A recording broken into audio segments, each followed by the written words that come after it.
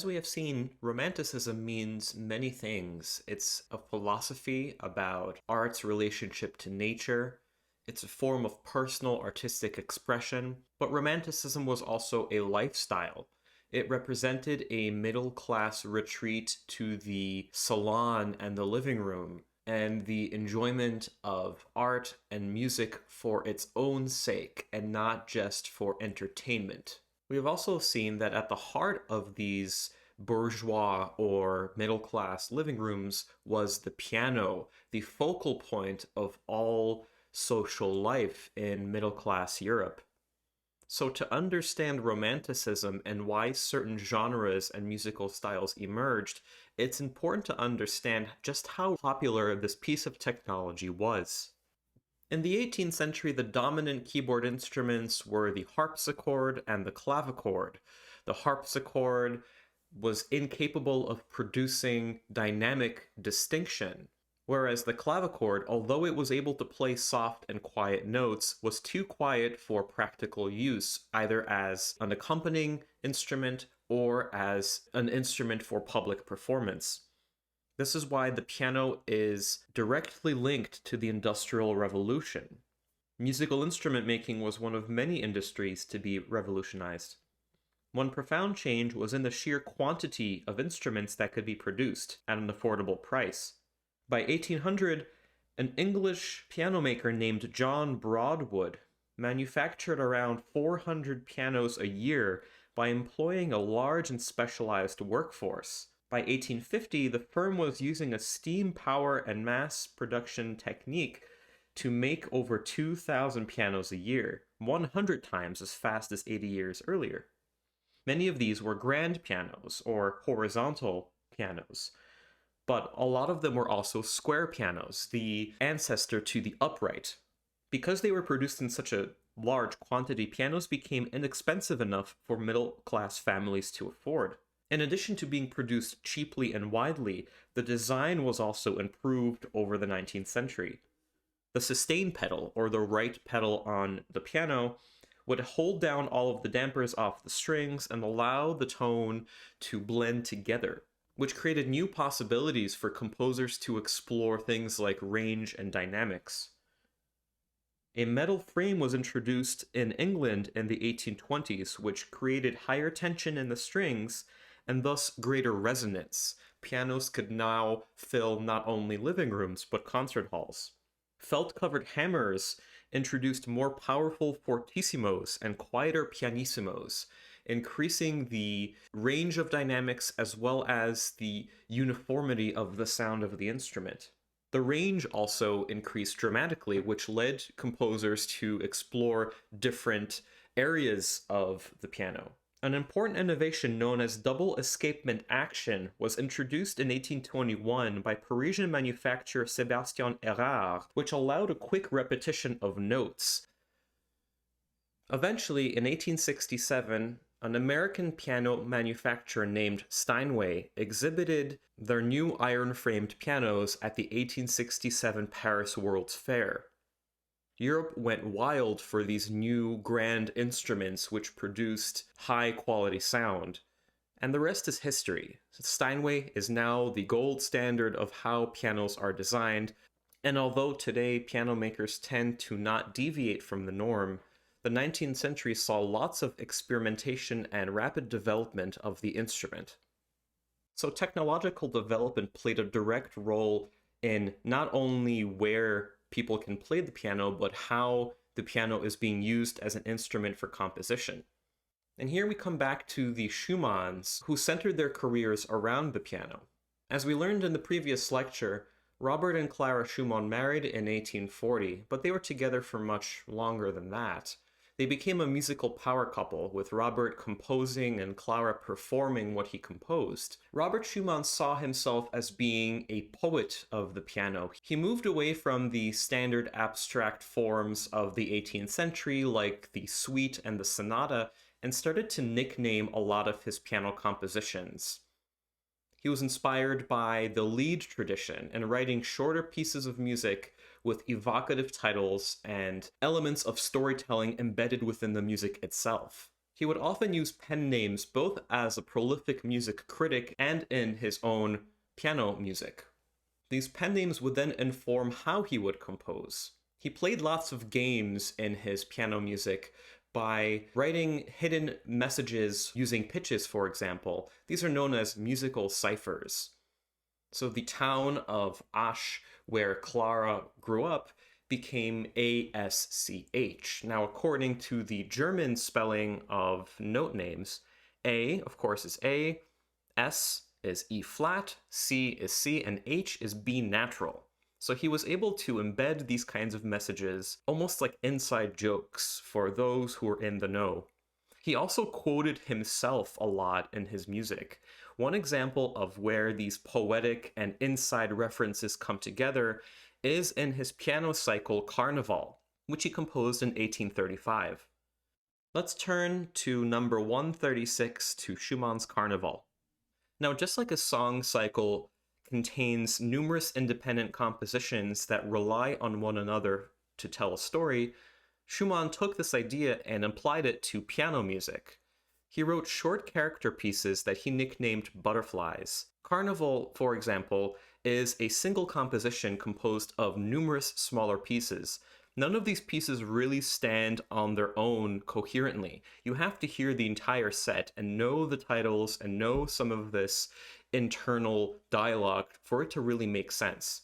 That being said, the music is beautiful and represents some of the most idiomatic writing of the time. Lots of chromaticism, beautiful melodies, and virtuosic, very flashy piano writing. Carnival refers to a masked ball during carnival time, which is a period of partying, parading, and masquerading right before the Christian season of Lent. Each piano piece represents some kind of a mood or image.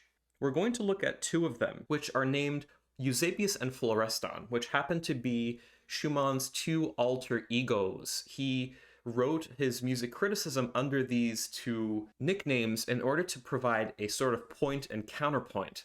Eusebius for him was the voice of reason, someone who wanted to take things slow. Florestan was more hot-tempered. He would often allow himself to wax poetic about some topic. We're going to listen to these two and pay attention to how the texture represents these two different characters. So how do we know that Eusebius is a contemplative dreamer? His piece is the slowest and least dance-like in the entire set. It doesn't really belong in a carnival. It's almost entirely based on a chromatic bass line.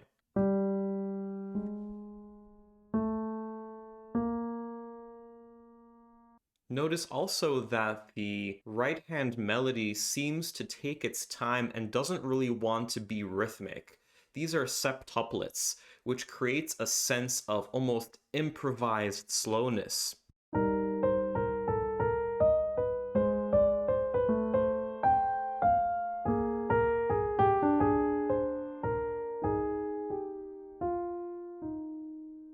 The music sounds lazy. The legato with the slurs, as well as the rhythm not quite lining up, was meant to depict a sense of relaxation. At the same time, Eusebius is orderly. The movement is based on two alternating four-bar phrases, which are subtly varied, which creates a very formal pattern. Let's listen to Schumann's Eusebius.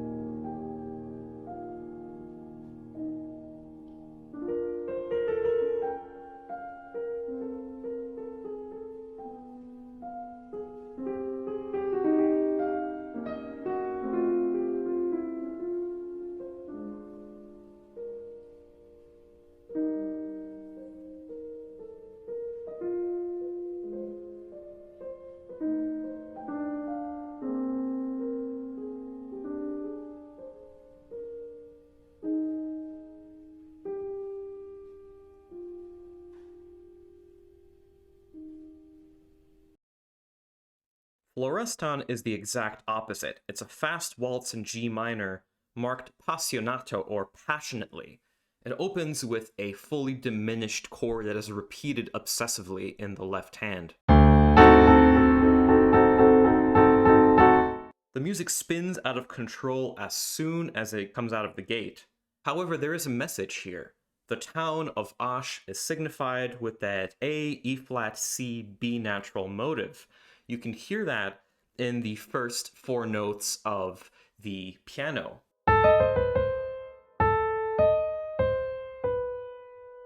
The harmony keeps changing, and there's a sense of uncertainty, almost as if Florestan has these thoughts that cannot be controlled. Then there is a rapid adagio, and the music completely changes texture. This is not just a random insertion of a new melody, but it's actually a quotation from an earlier piano piece by Schumann, his Papillon or Butterflies from Opus 2. As a romantic piano piece, Florestan is the perfect example of a fragment. It begins with uncertainty, it has these inner quotations which give it a sense of amorphousness, and finally, as we'll see, it does not conclude, but rather relies on the following piano piece to offer concluding cadence. Let's listen to number 6 of Schumann's Carnival, Florestan, and look for the cadence in the following movement.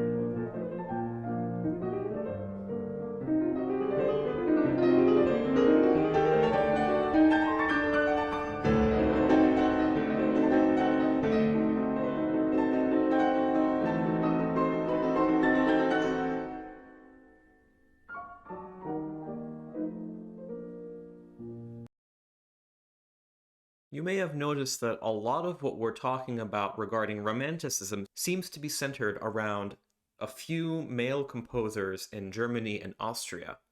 This is because Romanticism was, in a way, a gentleman's club. Not only were women faced with numerous challenges with entering into the world of classical music, and we're going to spend a whole lecture talking about some of these women of Romanticism, but also there were racial tensions as well.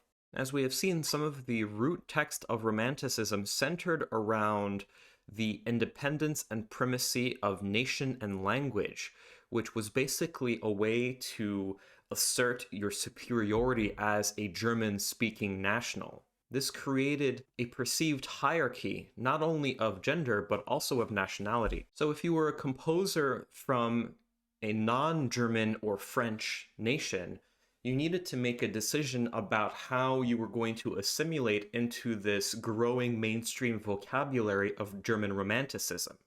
You can either erase your identity entirely, or you can perform it. And this is a balancing act that Frédéric Chopin, the Polish-French composer, had to enact. Chopin grew up in Warsaw, where he conquered audiences with his virtuosic piano playing. A revolution broke out, however, in 1830, so he moved to Paris along with a whole legion of Polish immigrants, many of whom were writers and musicians.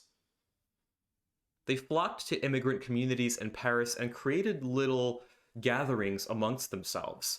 Eventually, Chopin became a very successful piano teacher, and while he still performed and made a living performing, his poor health and his introverted temperament made him prefer the salon scene over the concert stage. Chopin instead relied on wealthy patrons for whom he wrote and to whom he dedicated his piano music. By the time he died in 1849 of tuberculosis, Chopin became one of the most celebrated composers for this instrument. Almost all of his pieces are written for the piano. He also spent his career developing a style in which he created an entirely new romantic idiom, one that moved away from some of the literary allusions of Schumann and instead balanced virtuosity and lyricism.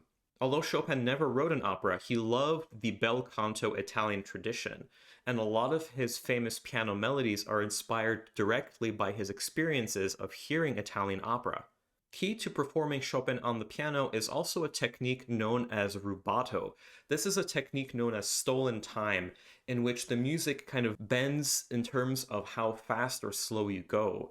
The tempo marking is only a suggestion. Although Chopin devoted most of his career to writing shorter piano works, he had an innate ability to create long-term harmonic structures. All through his music, we see the progression of flat 6, 5, 1.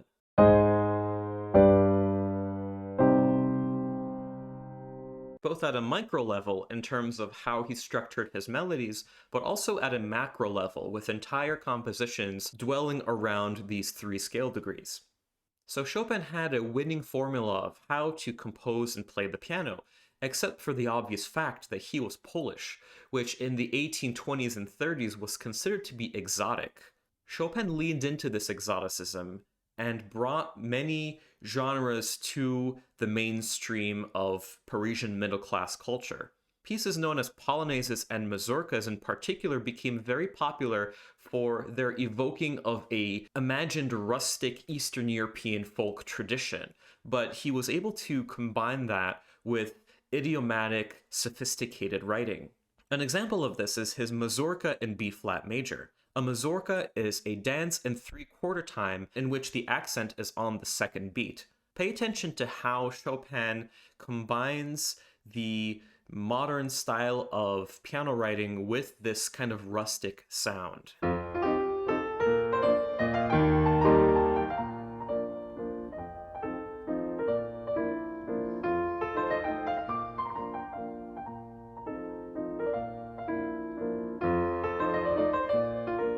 These dance-like pieces, as well as his more challenging compositions like his piano etudes, are now the standards of every pianist's repertory and are heard in public around the world.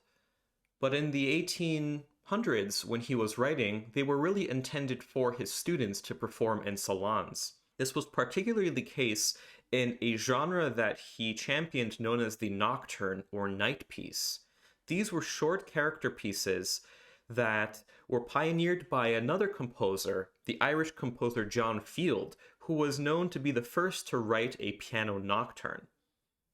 Key aspects of the nocturne are slow tempo, lyrical melody, and a very gentle accompaniment. They are meant to evoke a kind of romanticized nighttime scene. Let's turn to number 139 in our anthologies to look at Chopin's Nocturne in D-flat major, composed in 1835. The piece opens with a one-bar vamp, or a left-hand introduction, which creates not only the tonality but also the mood.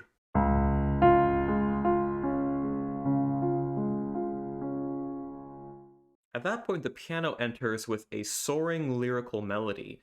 Key to executing a melody like this is to balance rubato, how much to push and pull the tempo.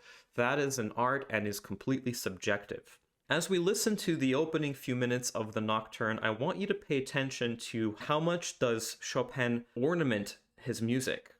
Key to Chopin is a very controlled compositional style. The art of improvisation and ornamentation, which was so key to the 18th century, was fast disappearing because composers started to write down exactly what they wanted to hear. Let's listen to the opening few minutes of Chopin's Nocturne in D-flat.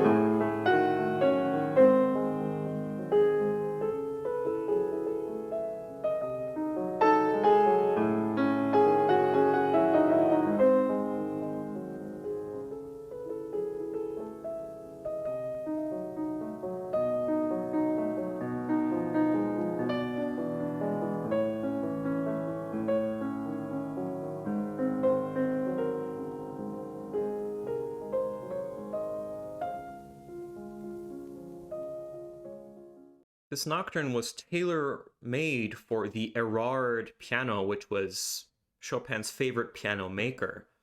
He loved that sustain pedal and the ability to create deep tones across many octave registers. The accompaniment figuration itself arches over 2 octaves and capitalizes on that natural resonance by spacing the bass far apart from the middle range. The melody also ranges widely, featuring large leaps and florid embellishments, which sound like the vocal passages of an Italian opera aria. Despite this almost improvised sound, though, Chopin's nocturne is very clearly structured like a song. You can even call it a modified strophic form, which means that the piano refrain returns after brief episodes. Piano music and songs represented the more interior, intimate aspect of Romanticism. With a growing middle class and opportunities for education, cities like Paris and London relished the ability to host composers of piano and vocal music, but were also able to supply a market of sheet music and pianos for anyone who wanted it. But Romanticism is much more than this lyrical, intimate style. As we will see, Romanticism also had a public face, one that loved showiness, flashiness, and grandiosity. We'll explore some of that in a future lecture. Thank you for listening, and I look forward to speaking to you again soon.